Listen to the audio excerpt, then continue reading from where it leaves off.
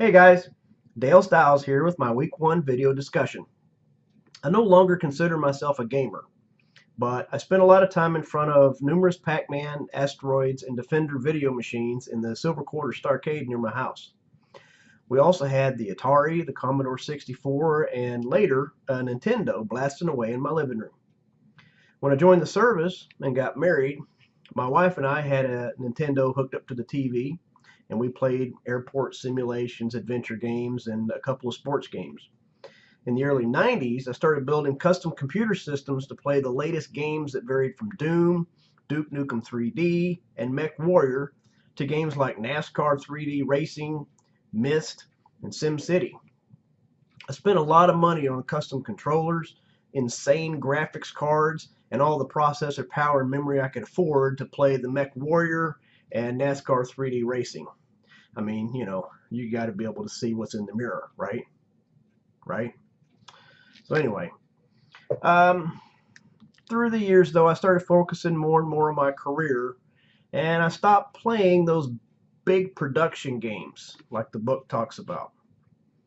These days, I don't play games very often at all, and I'll occasionally build stuff in Minecraft in, the mode where nobody's coming after you, you know. Or I'll play my guitar through a learning game on my Xbox. But mostly we use the Xbox to play DVDs that we rent from Redbox. My oldest son, he's a gamer. I actually had to kick him out of the house a few years after he graduated high school because he just sat around and he just sat in his room and he played video games. And I wanted him to, go get a job, go to school, do something productive. I didn't mind that he played the video game, but I didn't want that to be the only thing he ever did. And that was the only thing he ever did. So I unplugged his stuff and I said, get out. And, Mom and I kept a real close eye on where he was and who he was with and stuff like that. But he got a job and he's now the general manager of the Pizza Hut on the local Air Force base. He works long hours, and when he comes home, he fires up his PlayStation, and he'll sit there for several hours before he goes to sleep. He's 25. He's never had a girlfriend. Maybe, like a long time ago, grade school, junior high kind of a thing, but nothing since then. And in this regard, I kind of feel sorry for him. My second son is not a gamer. He'll play Fortnite, but he's a leasing manager at a local apartment complex near the university. He's not allowed to play games at work, but nothing stops him from watching other people game while he's in between clients and marketing responsibilities. So he watches several gamers, and he's recently started supporting a professional gamer that plays Fortnite. He tried to get me to play it, but I told him I didn't feel like playing. I didn't feel like I had time to play big production games like that, and I'm not really interested in learning them. I've got books to read. I've got a guitar over here to play, and I've got things that I do. I don't sit in front of a keyboard and play games. I type. I interact with people, and I'm still wasting time, but I just don't do it with games. Um, and he's actually gotten to where he starts to send this guy money, and every post that I see come up on Facebook is a link to another stream of this guy's playing games, and my son is sharing a link to the game, and this behavior bugs me.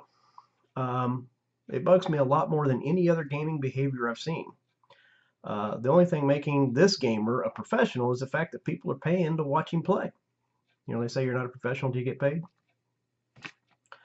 So my view of gaming is that it is our greatest time waster. And I really enjoy wasting time in a number of ways. We don't always have time to waste, but if we do, you can deposit a lot of time and hard-earned money on equipment and games. And I think there's some positive aspects to it. In fact, a few years ago, I read some studies on how gaming improves muscle memory and engages parts of your brain that are necessary for quick decision making and the like.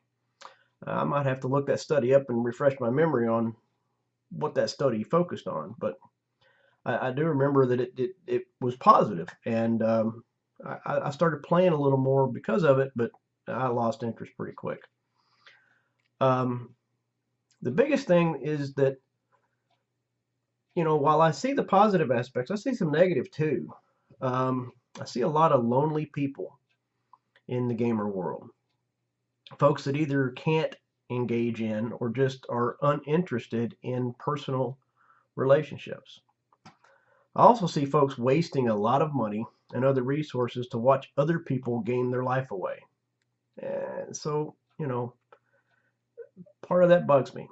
Now, I think games are fun. I think they're positive, and the technology's gotten to a point that the games are amazingly realistic. Sometimes I go like, is that a movie? Is that a game?